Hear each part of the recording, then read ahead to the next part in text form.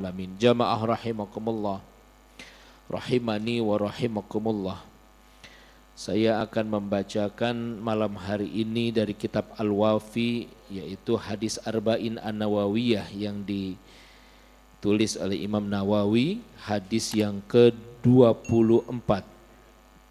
Judulnya Tahrimuz Zulm. Tahrimuz Zulm itu tidak boleh berbuat zalim. An Abi Dzar Al-Ghifari radhiyallahu anhu, dari Abi Dzar Ghifari radhiyallahu anhu, anin Nabi sallallahu alaihi wasallam, dari Nabi sallallahu alaihi wasallam, fi ma yarwihi an rabbih azza wa jalla. Jadi ini hadisnya hadis qudsi. Kalau hadis qudsi itu kalamnya dari siapa? Dari Allah langsung, ya. Kalamnya dari Allah yang meriwayatkan Nabi sallallahu alaihi wasallam. Nah, qala ya ibadi, nih Allah yang bilang, qala ya ibadi inni haramtu zulma ala nafsi wa ja'altuhu bainakum muharraman fala tazalamu. Ya ibadi, apa artinya ya ibadi? Wahai hambaku, haramtu zulma ala nafsi, aku mengharamkan diriku untuk berbuat zalim. Allah mengharamkan dirinya untuk berbuat. Kalau Allah mau berbuat zalim boleh enggak? Boleh. Tapi Allah mengharamkan dirinya untuk berbuat zalim. Walaupun itu hal yang boleh. Ya kan? Walaupun boleh, tapi Allah mengharamkan dirinya untuk berbuat zalim. Ya. Oleh karenanya manusia terbaik adalah manusia yang bercitra ilahi. Bercitra ilahi adalah manusia yang punya ruh-ruhnya daripada Asmaul Husna. Ruh-ruh Allah, daripada punya sifat-sifat Allah, bukan maksudnya sifat Allah. Manusia yang punya sifat-sifat Allah itu manusia yang terbaik, ya. Kita tidak boleh berbuat karena Allah aja mengharamkan dirinya untuk berbuat zalim. Kira-kira kejadian gempa bumi hari apa? Hari Senin yang lalu itu Allah zalim. Perbuatan siapa itu? Allah lagi zalim karena di dalamnya ada orang yang sholat, tapi ada juga orang yang bermaksiat. Kira-kira Allah lagi apa? Kok dikasih di sono? Ya, ada gempa. Kalau Allah zalim mungkin enggak? Enggak. Ya. Karena Allah bilang, wa makana mu'azibahum wa anta fihim. Nah, di satu ayat Al-Quran Allah mengatakan tidak mungkin diazab satu negeri wa anta fihim kalau ada di dalamnya Rasulullah. Wa makana mu'azibahum in syakartum wa amantum. Tidak akan diazab suatu kaum apabila di dalamnya ada yang orang yang bersyukur wa amantum. Dan juga ada orang yang beriman. Jadi kalau ada musibah, kembalikan lagi kepada kita, ya. Ujian itu kembali kepada kita. Kalau kita dalam keadaan iman, taat kepada Allah, insya Allah itu adalah ujian. Tapi kalau kita sedang dalam keadaan bermaksiat, sekali lagi itu adalah azab, ingetan. Ya. Kembali kepada kita. Allah mengharamkan dirinya untuk berbuat zalim. Jadi yang terjadi kepada manusia, kepada bumi dan alam semesta ini adalah hasil perbuatan tangan manusia. Ya kan? Di Al-Quran surat Al-Baqarah udah jelas. Ya kan? Zaharul fasad, bukan surat Al-Baqarah, maaf. Zaharul fasadu fil barri wal bahr bima kasabat aydin nas. Telah terjadi kerusakan di muka bumi, fil barri wal bahr, fil barri di daratan dan di lautan, bima kasabat aydin atau itu adalah atas perbuatan manusia. Jadi mustahil yang terjadi di Cianjur dan di belahan bumi lain-lainnya itu Allah zolim. Jadi itu adalah hasil perbuatan manusia. Karena apa? Karena mungkin secara fisik mungkin pembangunan yang tidak sesuai dengan alamnya, atau mungkin juga karena terdapat banyak sekali kemaksiatan di dalamnya. Ya kan? Karena Allah tidak akan mengazab kalau ada orang yang bersyukur dan beriman. Ya. Kembali lagi. Ini haram tu zulma ala nafsi, aku mengharamkan zolim. Zolim itu apa sih? Zolim itu juga perbuatan yang bukan pada meletakkan sesuatu bukan pada tempatnya. Lawannya zolim apa? Adil. Lawannya zolim adil. Kalau adil itu menempatkan sesuatu pada tempatnya. Kalau zolim itu menempatkan sesuatu bukan pada tempatnya. Jadi kalau Allah itu bukannya, kalau Allah baik, berbuatan baik diberikan kepada orang yang baik. Kalau perbuatan buruk diberikan kepada orang yang baik, zolim enggak? Zolim. Kalau orang yang bermaksiat itu diazab apa? Diberi kebaikan. Orang yang berbuat buruk, berbuat maksiat diazab apa diberi kebaikan? Diazab, ya kan? Nah, oleh karenanya balik lagi ke sini, ke hadis ini, Allah mengharamkan dirinya untuk berbuat zalim. Wa ja'altuhu bainakum muharraman, dan aku juga menjadikan zalim itu haram untuk kalian semua. Jadi kita semuanya nggak boleh berbuat zalim. Ya. Sama teman kita yang baik harus dibaikin. Sama yang berbuat buruk aja sama kita harus kita balas dengan baik. Gitu. Itu tingkatannya kalau orang kalau orang ikhlas itu berbuat baik, ya, tapi ada tingkatan mukhlas. Tingkatannya lebih dari orang yang ikhlas, mukhlas. Seperti itu. Wa ja'altuhu bainakum muharraman. Aku juga menjadikan zalim itu haram buat kamu. Fala tazalamu. Dan ini di ini kemudian Allah di akhir ini Allah bilang janganlah engkau saling menzolimi. Lanjut ke ini ayat hadisnya agak panjang nih. Ya ibadi kullukum dallun illa man hadaituhu. Wahai hamba-hambaku, kullukum dol, setiap kamu berada dalam dol. Apa dol? Kesesatan. Illa man hadaituhu, kecuali yang aku beri petunjuk. Setiap kita sesat enggak? Sesat. Ya, wa wajadaka dollan fahada. Aku nemukan kamu dalam keadaan sesat, fahada. Dan aku kemudian beri petunjuk kepadamu. Itu di surat apa? Wad-duha ya. Surat Ad-duha. Itu ayatnya. Kullukum dalun illa man hadaitahu. Setiap kamu, setiap kita, setiap manusia adalah berada dalam kesesatan kecuali orang yang aku berikan petunjuk.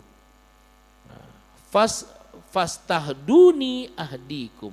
Maka mintalah petunjuk kepadaku, maka akan aku berikan petunjuk, akan aku berikan hidayah kepadamu. Jadi hidayah itu dijemput apa ditunggu? Dicari apa nungguin dapat hidayah? Kalau pengen kita benar jalannya harus ikhtiar, usaha mencari ilmu, duduk di majelis, tanya, dekat-dekat ulama, dekat orang-orang soleh. Fas'alu ahla zikri in kuntum la ta'lamun. Tanyakan ahli zikir apabila engkau tidak tahu. Jadi hidayah itu petunjuk Allah itu dicari ya. Jangan ditunggu-tunggu. Kita semua yang ada di majelis ini alhamdulillah bagian orang-orang yang sedang mencari hidayah. Ya. Bukan menunggu hidayah, diem aja di dalam rumah. Nungguin ada hidayah. Enggak yang demikian. Tapi harus berikhtiar ke majelis-majelis, ke majelis ilmu kemana, tanya orang. Itu namanya orang yang sedang mencari hidayah. Allah perintahkan, ahdikum fastahduni ahdikum. Carilah hidayahku, maka janji Allah, maka akan aku berikan. Jadi orang yang mencari hidayah diberikan hidayah enggak? Ini janji Allah. Kalau ada orang yang mencari, pasti akan aku. Kalau tidak juga, berarti Allah zalim enggak? Allah zalim, dan Allah munazzah daripada, Allah suci daripada perbuatan zalim. Jadi kalau kita udah mencari hidayah, pasti akan Allah berikan hidayah. Lanjutan di sini. Ya ibadi kullukum ja'iun illa man at'amtuhu. Wahai hambaku, kullukum ja'i. Setiap kamu itu dalam keadaan lapar, kecuali illa man at'amtuhu, kecuali orang yang aku berikan makanan. Fastat'imuni ut'imkum, maka mintalah makanan kepadaku, ut'imkum, maka aku berikan makanan kepadaku. Setiap kamu dulu nggak punya apa-apa, kita kelaparan, ya kan? Makanan bersumbernya dari mana? Dari Allah. Makanan itu juga bisa diartikan rizki. Setiap kita nggak punya apa-apa, miskin apa kaya kita, keadaan begini dari siapa? Dari Allah.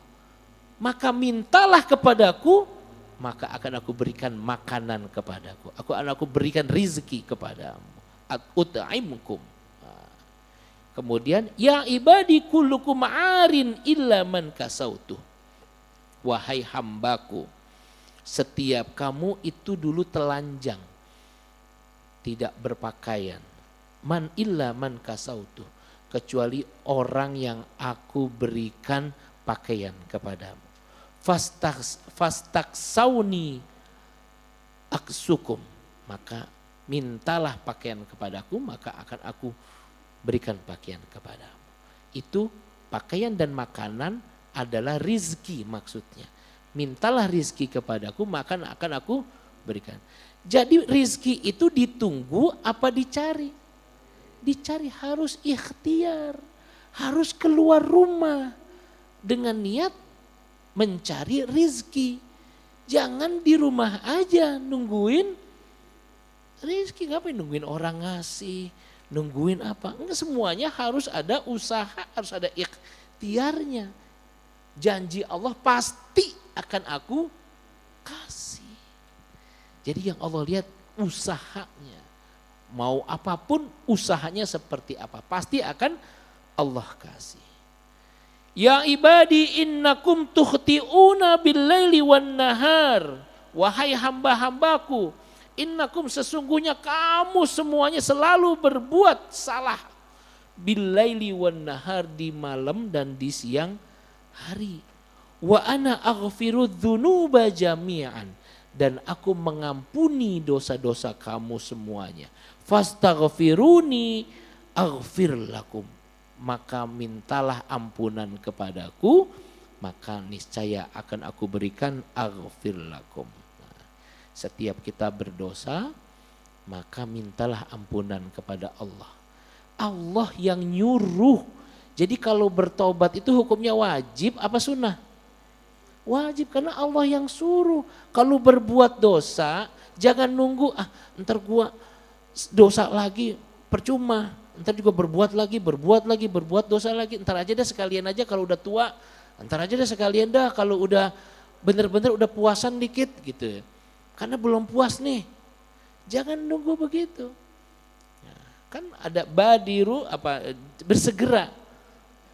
Ya, bersegera untuk bertobat, atau iringi perbuatan dosamu dengan perbuatan amal baikmu. Intinya minta ampunlah kepada Allah, aghfir lakum, maka Allah akan berikan ampunan kepadamu. Kemudian dilanjut hadis ini, ya ibadi innakum lan tablughu dirra fatadurruni, dorro fatadurni, ya ibadi wahai hambaku, innakum lan, kamu semuanya tuh nggak bakalan mampu memudaratkan aku, menghilangkan aku, memberikan kemudorotan. Kamu tuh nggak mampu. Walan tablughu naf'i fatanfa'uni. Dan juga nggak bisa memberikan manfaat kepadaku. Kita tuh manusia nggak bisa kalau kita berbuat maksiat lantas jadi Allah itu jadi kurang gitu. Terus kalau kita berbuat baik, Allah kita jadi bermanfaat gitu bagi Allah. Tidak sama sekali. Enggak ngaruh. Ketaatan kita tidak berpengaruh apa-apa. Dilanjut. Ya ibadi law anna awwalukum wa akhirakum wa insakum wa jinnakum kanu ala atqa qalbi rajulin wahid minkum ma zada dzalika fi mulki syai'an. Wahai hamba-hambaku, kalau anna awwalakum wa akhir, dari awal dari dulu penciptaan Adam, wa akhirakum sampai nanti di akhir kamu, wa insakum seluruh yang manusia, dan wa jinnakum dan jin-jin itu semuanya, kanu ala atqa, semuanya dalam keadaan bertakwa kepada Allah, mazada dzalika fi mulki syai'an, sesungguhnya ketaatannya kita manusia dan jin dari awal penciptaannya sampai akhir itu tidak akan menambah keistimewaan kemuliaan singgasananya Allah. Ya. Mazada dzalika fi mulki syai'an, tidak akan bertambah walaupun kita. Jadi jangan ngerasa kalau kita taat Allah bertambah mulia gitu. Bertambah istimewa, ini enggak, tidak sama sekali, tidak berpengaruh. Artinya manusia enggak berpengaruh sama sekali sama Allah. Dilanjutin, ya ibadi law anna awwalakum wa akhirakum wa insakum wa jinnakum kanu ala afjarin qalbi wahid minkum ma naqasa dzalika min mulki syai'an. Ini begitupun kebalikannya, wahai hambaku, kalaulah dari awal penciptaan manusia dan jin dan sampai akhir penciptaan awal dan manusia, kanu ala afjar, semua dalam keadaan bermaksiat, fujur, bermaksiat kepada Allah. Mana koso dalika minkul, begitupun kalau dalam keadaan maksiat sama sekali tidak berkurang keistimewaan, kemuliaan singgasananya, kerajaannya Allah. Sama sekali tidak berpengaruh. Ya ibadi law anna awwalakum wa akhirakum wa insakum wa jinnakum qamu fi sa'idin wahid fas'aluni fa'ataitu kulla wahidin mas'alatahu ma naqasa dzalika mimma indi illa kama yanqus al-mikhyat idza adkhala al-bahr. Ya wahai hambaku, kalau dari awal sampai akhir penciptaan manusia dan jin semuanya meminta kepadaku, kemudian aku berikan satu-satu permintaannya. Satu, yang ini minta mobil, yang ini minta rumah, udah minta rumah juga, minta duit juga, minta damai juga sama bininya nggak berantem, ya, minta macem-macem, Allah kasih nggak? Allah kasih. Kata Allah apa? Mana kosok, tidak akan berkurang sama sekali apa yang Allah miliki. Mimma indi illa kama yanqusul mikhyat idza adkhala. Enggak, kecuali hanya seperti al-mikhyat itu seperti jarum ya. Idza adkhala jarum buat jahit itu masuk ke dalam bahar, lautan. Enggak ngaruh apa-apa artinya. Allah Maha Kaya enggak? Jangan belagu jadi orang ya. Jangan belagu, jangan mentang-mentang. Jangan mentang-mentang pinter, jangan mentang-mentang kaya, jangan mentang-mentang udah gampang, hidupnya enak, jangan mentang-mentang. Seketika kalau Allah mau ambil bisa enggak? Bisa. Kaya gempa bumi, enggak ada yang ngira-ngira hari Senin jam berapa? Jam 1.21 jebret langsung. Yang punya rumah bagus hancur enggak? Hancur. Yang punya mobil ketiban semuanya udah nggak ada lagi. Makanya jangan belagu, jangan mentang-mentang ya. Semuanya nggak berpengaruh tuh ibadah kita, apa kita Allah nggak berpengaruh sama sekali ya. Dilanjut di hadis ini, yang ibadi innama hiya a'malakum uhsiha lakum thumma waffiyakum iyaha. Ya ibadi innama, wahai hamba-hambaku, sesungguhnya itu semua adalah amal-amalan kamu. Uhsika lakum, aku akan berikan amalan-amalan kamu kembali, summa ufiyakum iyaha, kemudian akan aku balas. Faman wajada khairan, barang siapa yang mendapati kebaikan, falyahmadillah. Kalau amalan kita baik, maka mengucapkan alhamdulillah, bersyukur kepada. Waman wajada ghairu dzalik, dan begitu pun sebaliknya, kalau engkau mendapati tidak baik, fala yalumanna illa nafsah. Ya jangan, intinya jangan mentang-mentang lah, seperti itu. Jamaah rahimakumullah, saya jadi teringat di dalam tafsir surah An-Nasr. Ayatnya apa? Surat An-Nasr, idza jaa an-nasrullahi wal fath. Idza jaa, kalau ketika datang nasr, pertolongan dari Allah, wal fath. Fath artinya apa? Buka, buka maksudnya Fathul Makkah. Makkah itu sudah terbuka, kemenangan untuk kaum muslimin. Karena apa? Saat di awal hijrah, saat di awal dakwahnya Rasulullah, umat Islam itu sulit, diboikot, makan susah, belanja susah, ngapain aja susah. Ketika perang setelah hijrah, Allah berikan Fathu Makkah, kemenangan bagi orang muslim, semuanya terbuka. Nikmat enggak? Nikmat. Setelah menang kita ibadah umroh, haji ke Mekah gampang enggak? Dulu pengen haji ke umroh izinnya susah. Ya kalau diizinin, kemudian dibedel. Contohnya kita ke Palestina deh. Ke Palestina itu nggak bisa lama-lama. Itu checkpoint, dikit-dikit checkpoint. Kalau checkpoint itu pistol itu udah di dekat sama kita.